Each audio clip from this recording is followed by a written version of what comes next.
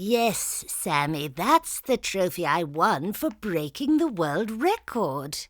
A world record? For what?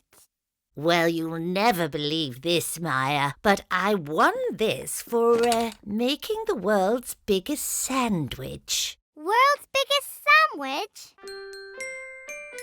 One day, many years ago, I was really hungry, so I decided to make myself a sandwich. I'm famished. But the longer it took to make the sandwich, the hungrier I got. So the more ingredients I put in. I just kept going. The sandwich got bigger. It rose higher and higher. Pretty soon it was as high up as the clouds. People came from miles to see, and because it was the biggest sandwich ever, they gave me a trophy. Thank you, but I'm no hero. I'm just hungry.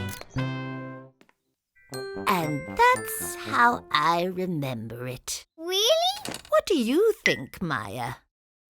Of course it's true, Sammy. Why else would Grandma have the trophy? Wow! What did it taste like, Grandma? I don't know. It was too big to eat. Mya go every day. Mya go laugh and play. Mya go, what do we say? Mya go RTÉ